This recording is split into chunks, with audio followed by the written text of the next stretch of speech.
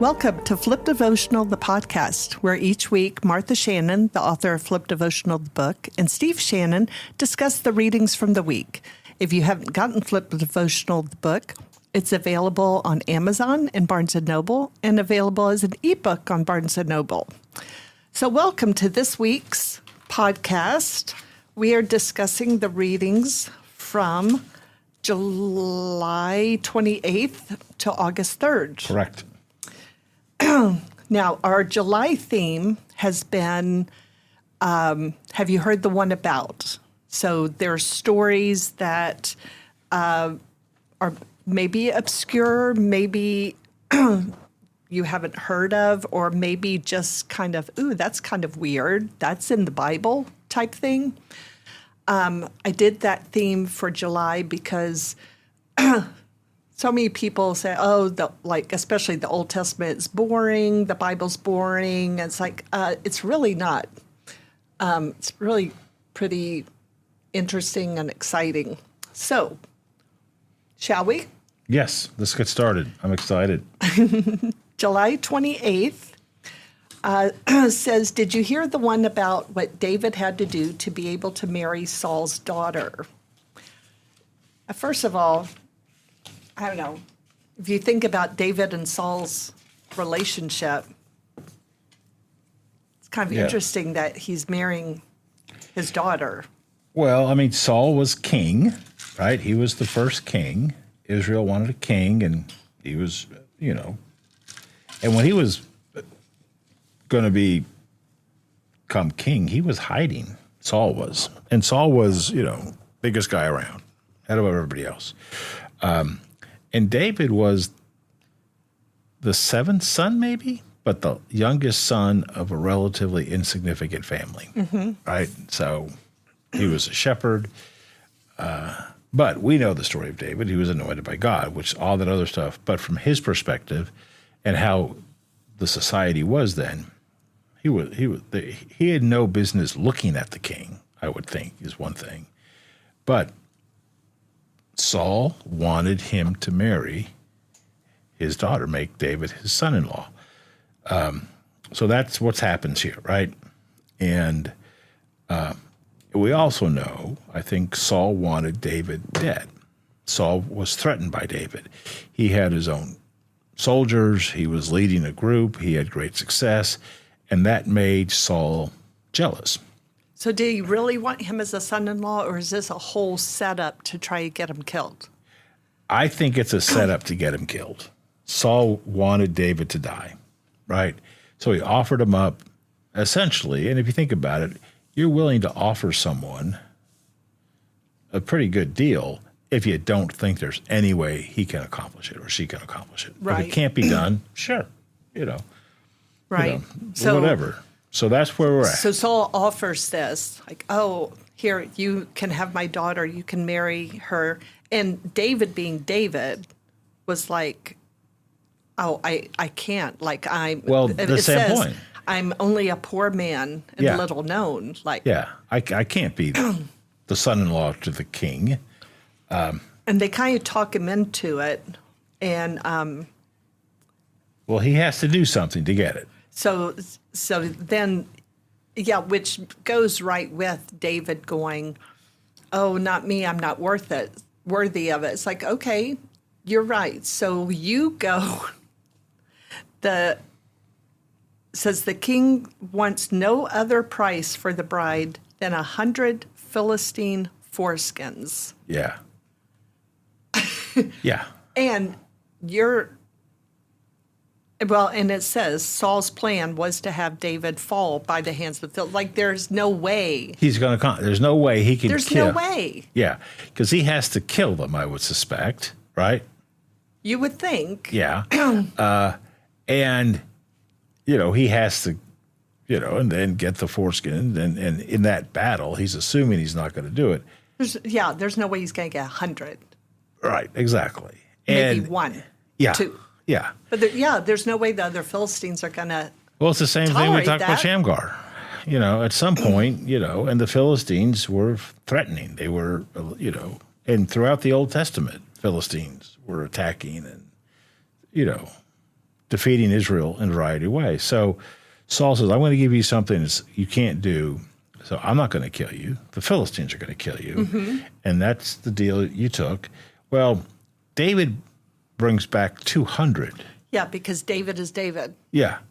And he's like, okay, I accept that and I up it. Like, oh my, David. Yeah. And again, this is part of the story that, they counted out the full number to the king. Yes. Yes. I mean, Yeah. Who wants to be there for that? Like, okay, 1, 2, 3. And you could see him, walk in with a basket full of foreskins, I guess, and just, go ahead, count them out. And he becomes then the son-in-law of the king, right? Yes. And again, this wasn't God's plan. It was Saul's plan that failed, right? So it's again, the theme is, have you heard this one? Most folks don't know this story. Most folks may know, many folks may know that Saul was the first king, Israel wanted a king. They didn't like having prophets anymore. All the other countries had kings. They wanted a king. Saul becomes the king. And Saul would have been king, and Jonathan, his son, would have been king afterwards. But Saul couldn't wait on the prophet to come and ask for a blessing before a battle, right? And that was, that was his earthly man side taking control, not his obedient God side. And David was, married a daughter. So, oh, goodness. Yeah. Yeah. But again, interesting story, right? Yes. And an insight into Saul and David, right? Yeah. Yeah. All right. July 29th I give the reference to the last one. Sorry. That was 1 Samuel 18:22-27. July 29th is Numbers 17, verses 1 through 10. All right. This one, we don't get the full pre-story of this, but apparently the the Levites are arguing about who should be the priest, the head priest. Right. And, they argue to Moses all the time. Then Moses goes to God and it's like, help me out. And God says, all right, and I'm tired of all this grumbling. Yeah, Aaron has that role now, right? And Aaron went with Moses to the Pharaoh. Right. And all this stuff. But they're still grumbling, Yeah. So pretty natural, actually. Yeah. No matter how you can reason that one person deserves it or it's right for them. Right. There's always other people, I want to do it. Why can't I? Yeah. So God says for them all to take their staff and or have a staff for each one and write for their each name. of the 12 tribes, right? And put their name on it so we know whose staff is who, so there's no confusion. That's right. Right? So we're going to see what happens. And so each of the 12 tribes, their leader had a staff, which is like a cane. I always think it's a tall cane, but that's what it is, right? It was, And they went ahead, and he said, put Aaron's name on one, right? So God says Aaron, right? And they go ahead and they put it in the Ark of the Covenant or next to it, right? In the Holy of Holies, right? And God says, right, we'll do this. The one that sprouts will be, right? And will be the one that I choose. Yeah. And these are staffs. So they're not living things. They're pieces of wood. That's all they really are. If you got a rake with a wooden handle, it's the wooden handle, right? Right. The one that sprouts or buds or something, whoever it belongs to, that's why you had to put your name on it. So there's no questions. So what happens to that staff? To Aaron's? Yeah. To Aaron. Oh, well, it's kind of like, David went over and beyond, got 200 foreskins instead of 100. God goes over Did you and beyond. ever think you'd say foreskins? So many times. So God goes over and beyond. So they go, or Moses, I'm sure, goes in and brings out the staffs, and they look at them, and Aaron's has sprouted, budded, blossomed, and produced almonds. Yeah, from a piece of wood. Overnight, went through the whole process. Can you just, what are the bellyachers thinking? Said, oh, okay. Apparently Aaron was the choice, right? Yeah, well, God didn't want there to be any, well, look, mine kind of has a little bud. Yeah. So that should count. It's like, okay, please. Yeah. Almonds. We got almonds on this one. Yeah. So, yeah. But it's also interesting, in this section, the very last sentence, someplace in verse 10, maybe verse 10, this will put an end to their grumbling against me so that they will not die. Yes. They will not die. Which means If we grumble all we the die. time. Yeah. So I always like to say, what does this story tell me, right? God didn't really care for grumbling. Mm-hmm. It's okay to pray to God, why does this happen to me? But don't be grumbling all the time, So just kind of, again, another story you don't hear much about, but essentially a cane had buds, sprouted, blossomed, and almonds. And can you imagine when Moses reported, or that God told him, this should put an end to your grumbling against the Lord so that you will not die? I said, okay. Yeah. You hope they said okay. Right? Yes. Yes. All right. July 30th, 2 Kings chapter 2, verses 7 through 14. This is a story that I know that we've alluded to. We haven't Right. read this whole thing, but we've talked about it a little bit because it's our buddy Elijah with a J, not Elisha, who came after Elijah. But this is when he's taken up to heaven, and Elisha is kind of his mentor, Elijah is Elisha's mentor. Right. Yes. And so Elijah follows him Right. everywhere he goes. And in other parts, it's not so much here, but other ones, Elijah wasn't necessarily always happy about this. Oh, yeah. It doesn't seem like it. But regardless, Elisha followed him around, right? Yeah. And at this time, Elisha knows that Elijah's end is near. Yeah. And so he especially doesn't want to be away from him. Yeah. Before this, different groups say, that, I don't know how everyone knew, but they would be like, Elisha, Elijah's time is almost, it's like, I know. That's right. why I'm staying with him. They're like, all right. Yeah. So, first, at the beginning, we have another situation where Elijah, right, stops the flow of a river, right? yeah. So this is we had the Red Sea, and And they stopped at the Jordan. It's the same Jordan River. just a couple of weeks ago, Yeah. we had this, and now we have it again. Yeah. Yeah. Where the river was in a heap. Yes. Yeah. So Elijah takes his cloak, rolls it up, strikes the water, and the water divides. Yeah. So And they again, cross on. dry land, dry ground. I also like that he rolled it up. Like just the cloak unrolled. Just take it off and whack. No, he It's rolled. boom. So yeah. So they cross over, right?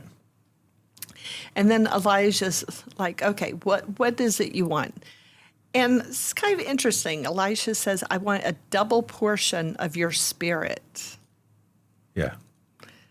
And Elijah's like, that's a big one to ask for. Yeah. But he says, but if you see me when I'm taken from you, it will be yours. So, now Elisha's not going to leave him. Right. And again, an insight into Elisha, right? Because he says, what can I do for you before I am taken away? Kind of like God said, Solomon, what is it that you want? Wealth, power, wisdom. And he picked wisdom. But Elisha, right, with an SH, could have picked anything. Yeah. And what he wanted was a double portion of Elijah's spirit. So it's really a double portion of Elijah's spirit and relationship and obedience to God, in my opinion. All those things. Double portion. Just one, I want twice that amount, right? And then suddenly, I love that, suddenly a chariot of fire and horses of fire appeared and separated the two of them, and Elijah went up to heaven in a whirlwind. Yeah. So Elijah did not actually die. Right. Right. And it's chariots of fire. Yeah.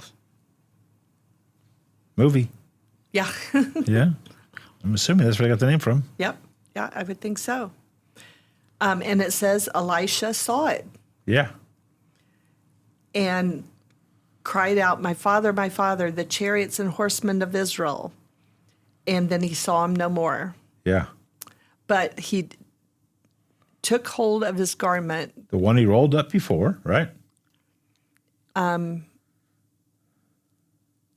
Well, it says he took hold of his garment and tore it in two. I think that's his clothes because he saw him leave.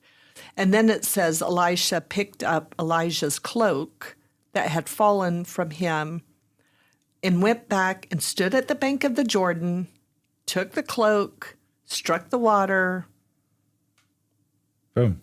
and the water parts. And he crossed over. Yeah.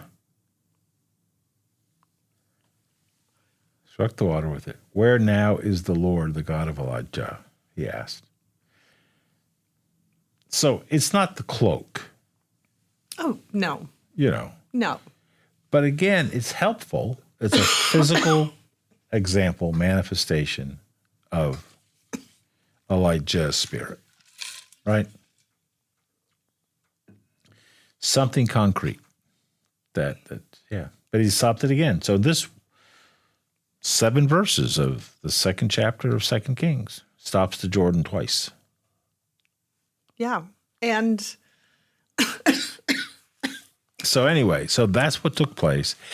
And again, the theme is these are stories you don't necessarily always get, but what's the message for us in this story is one, Elisha saw something in Elijah and wanted it, right? Much like we can see something in Jesus and we should want that. You can see something there, right?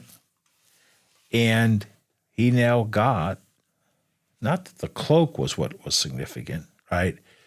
But he got, I think, the double portion of Elijah's spirit.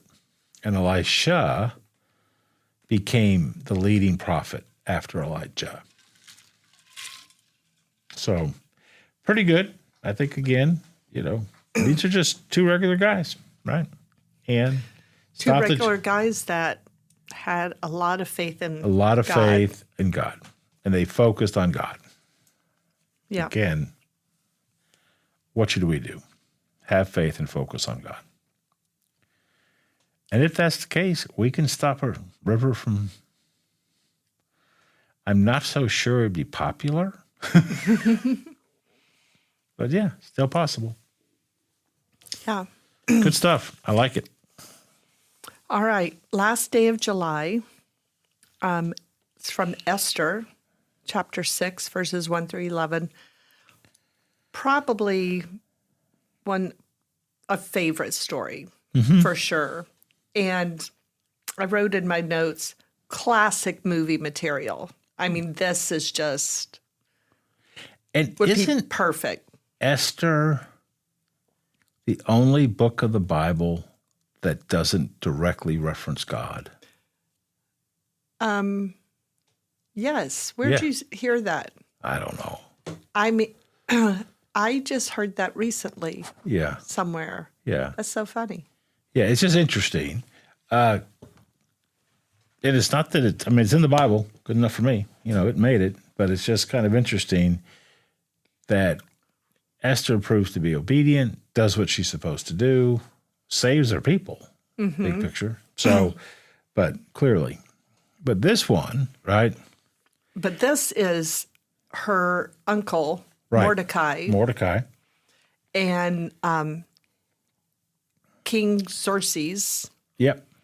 And King Xerxes, I don't know, what was Haman? Well, Haman, I think, wanted to be the number 2 guy to the king. Yeah. Right? It wasn't an official title, but he was really perhaps the king's favorite guy or most access, and not the king, but he was portrayed himself, I think, as a number 2 person in the kingdom, vice king, more or less. Doesn't really exist, but that's who Haman saw himself as, right? Yeah.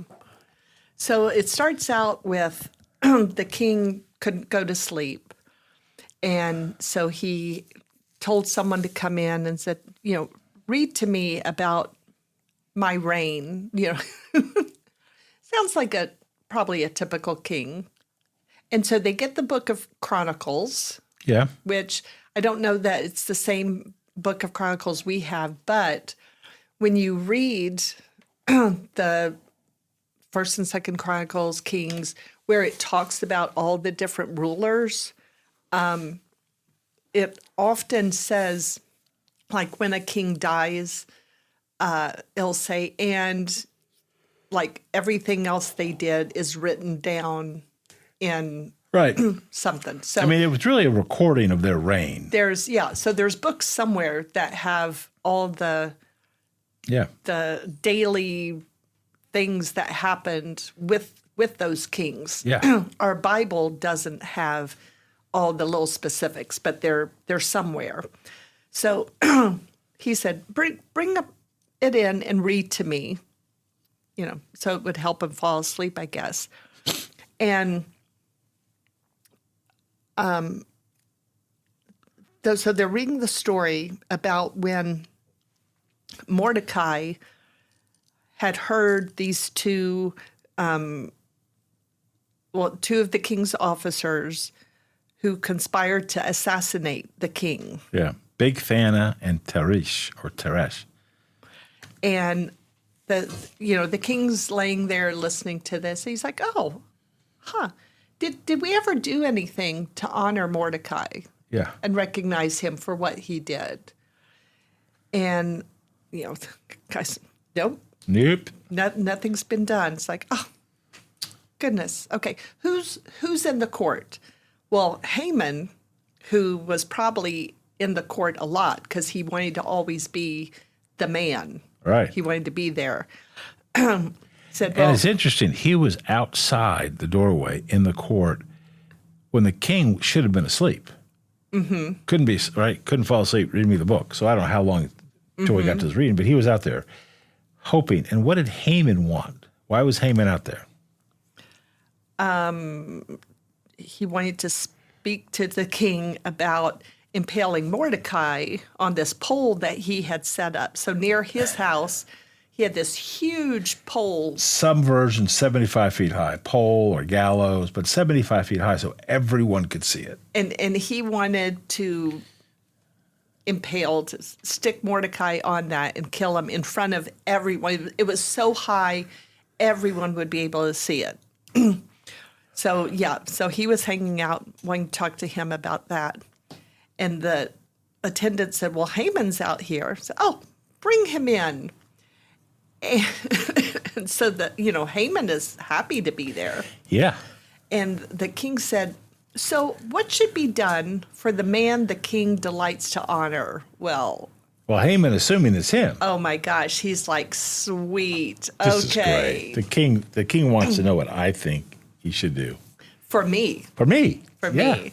Okay, well, let's set this up nicely. Yeah. It's so funny.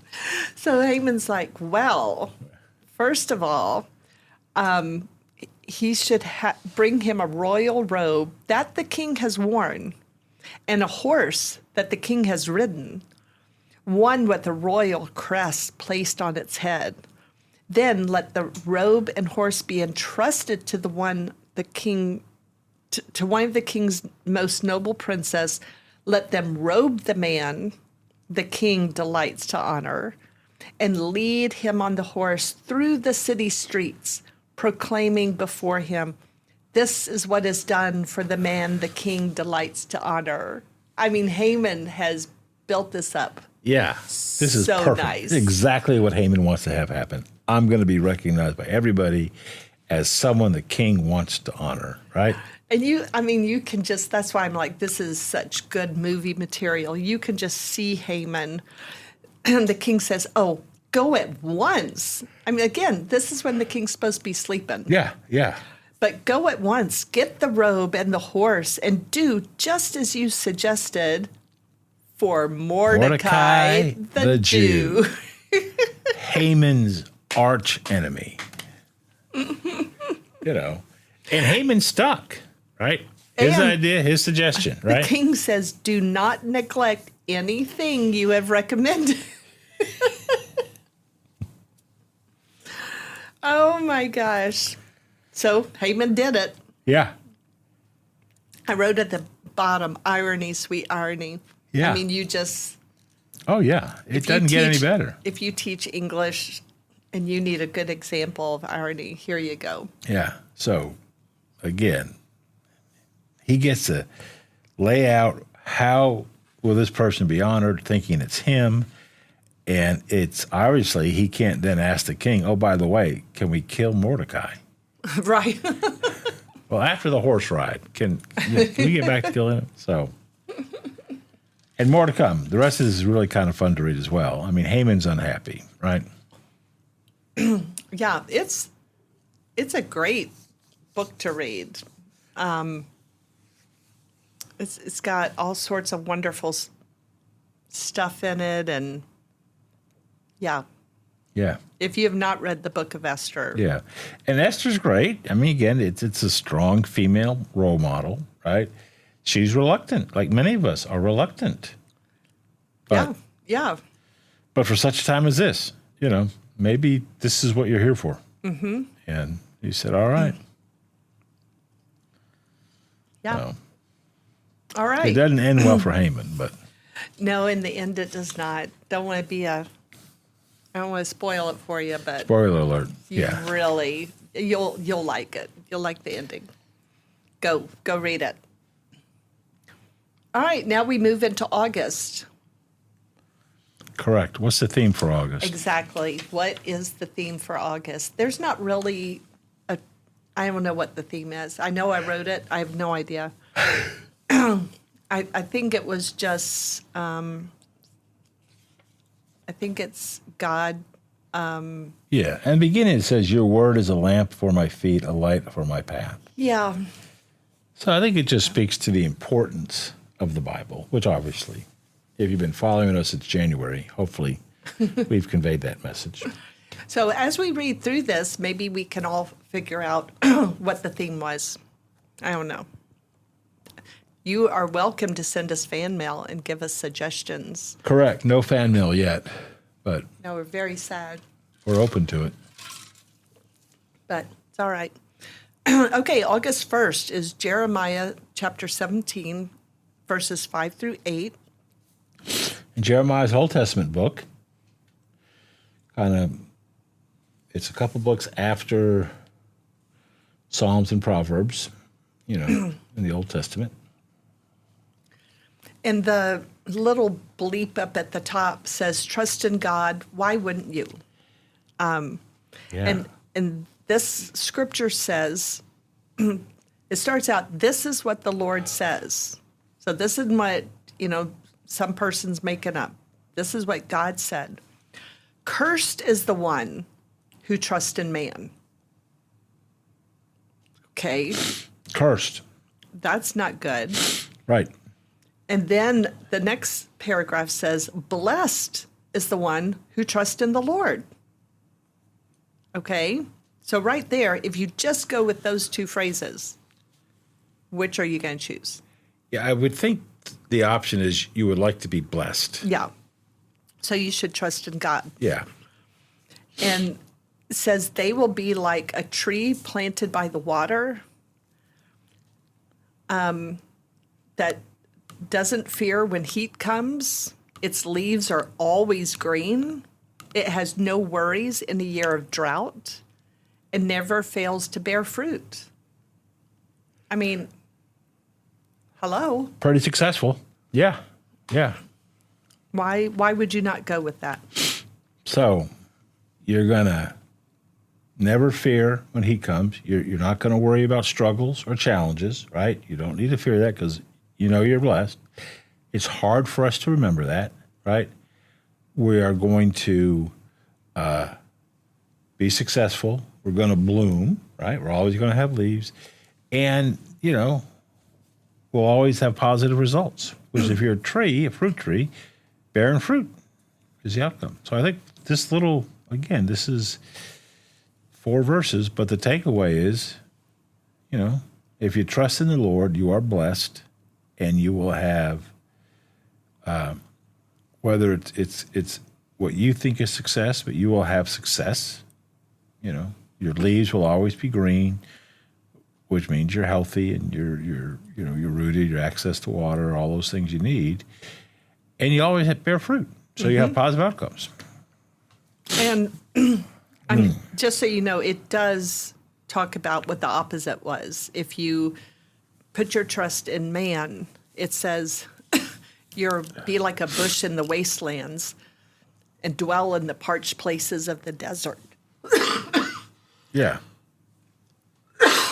And who wants to dwell in the parched places of the desert? I mean, just not the desert. It's the parched places. Yeah, it says in a salt land where no one lives. Yeah. So, yeah, you're just, yeah. I mean, again, 4 verses, but if you just had that, why in the world would you not go with God?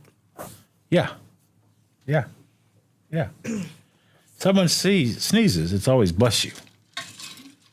You know, we want people to be blessed, you know.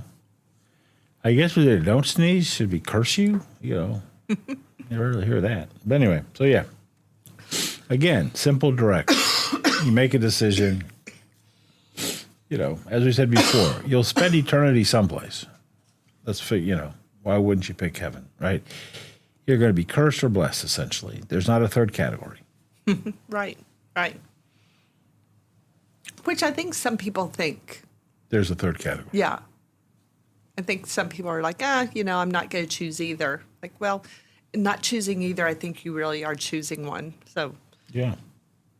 all right, August 2nd is Psalm 9, verses 7 through 10.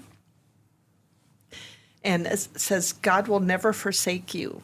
What does forsake mean? Leave. Leave, abandon, I would think. You know. Yeah. It's not a word we use very often. No, that's true. That's true.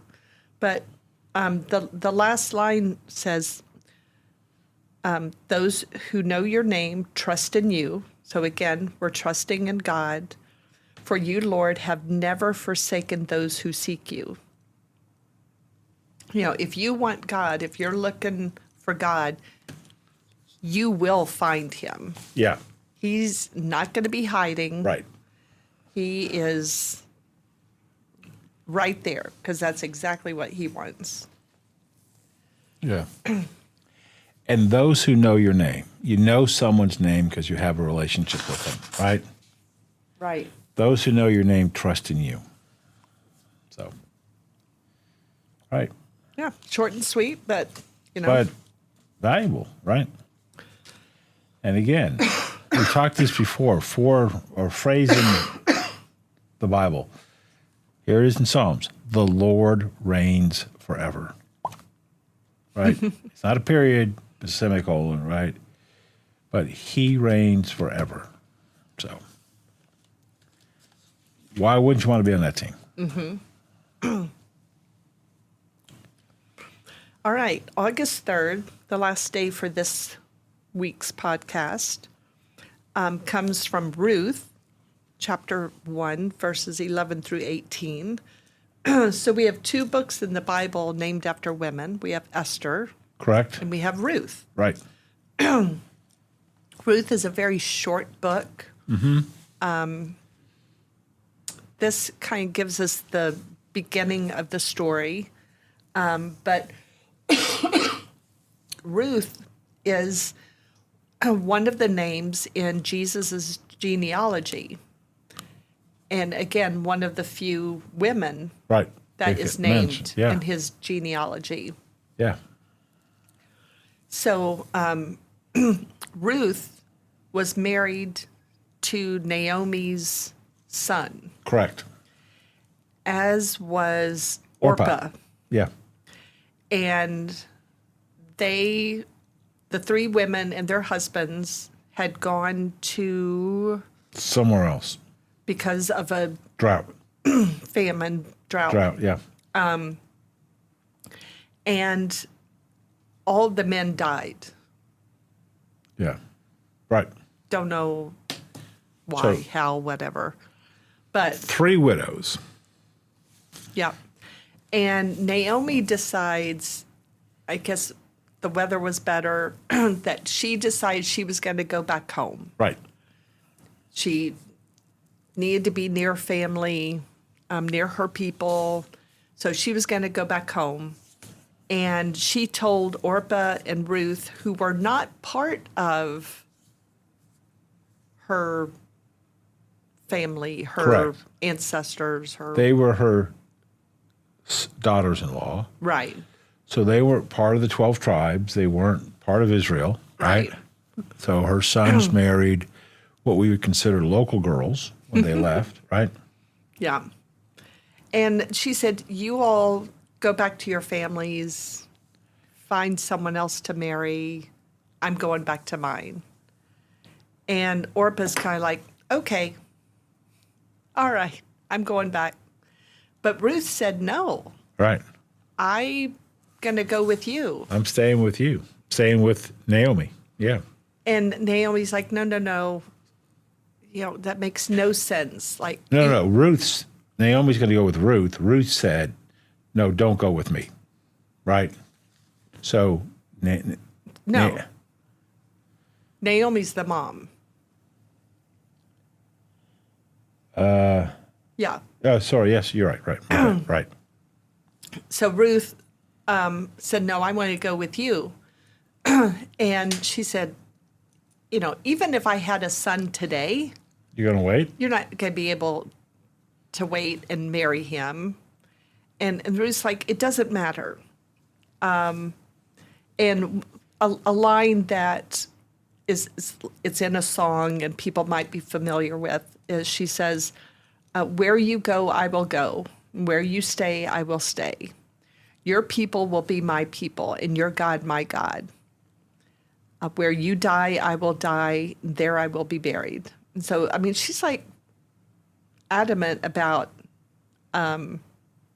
staying with her. In fact, she says, and this is said a few times in the Bible, may the Lord deal with me be it ever so severely if even death separates you and me.